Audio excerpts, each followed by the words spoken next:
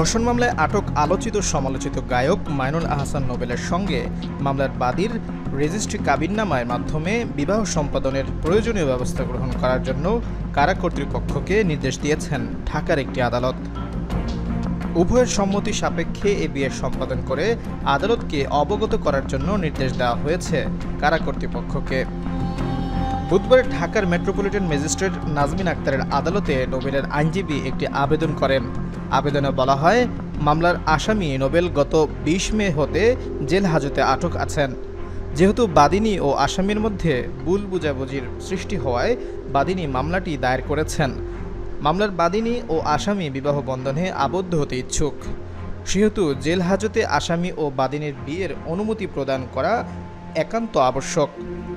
শুনানি শেষে আদালত আবেদনটি মঞ্জুর করেন।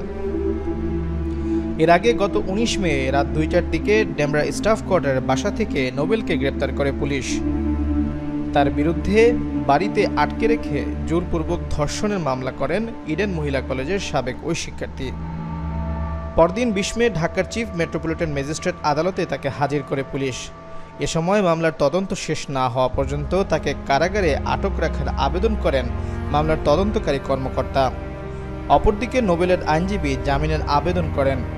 উভয় পক্ষের শুনানি শেষে ঢাকার মেট্রোপলিটন ম্যাজিস্ট্রেট জিয়াউদ্দিন আহমেদ তার জামিন নামঞ্জুর করে কারাগারে পাঠানোর আদেশ দেন।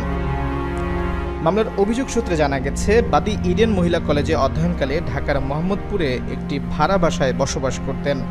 ২০১৮ সালে আসামির সাথে সামাজিক যোগাযোগ মাধ্যমে বাদীনির পরিচয় হয়। আসামি নোবেল তার সাথে মোবাইল ফোনে প্রায় সময় কথাবার্তা বলতেন। এক পর্যায়ে ২০২৪ সালের ১২ নভেম্বর মোহাম্মদপুরে বাদীর সাথে দেখা করে তাকে নিজের স্টুডিও দেখানোর কথা বলে ডেমরা থানা এলাকার নিজের বাসায় নিয়ে আসেন নোবেল।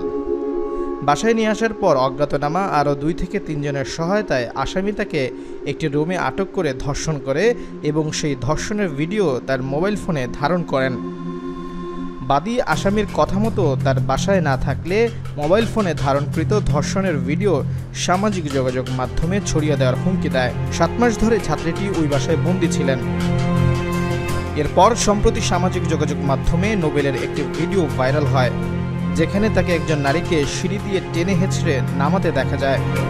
ওই ভিডিও দেখে ছাত্রীর পরিবার তাকে চিনে ফেলেন এবং টাঙ্গাইল থেকে ঢাকায় এসে জাতীয় জরুরি সেবা 999-এ ফোন দেন। গত ১৯ মে রাত ৯:৩০টার দিকে পুলিশ ওই বাসায় অভিযান চালিয়ে সে ছাত্রীকে উদ্ধার করে। অভিযানের সময় নোবেল পালিয়ে যান, তবে প্রযুক্তির সহায়তায় পরে তাকে গ্রেপ্তার করা হয়।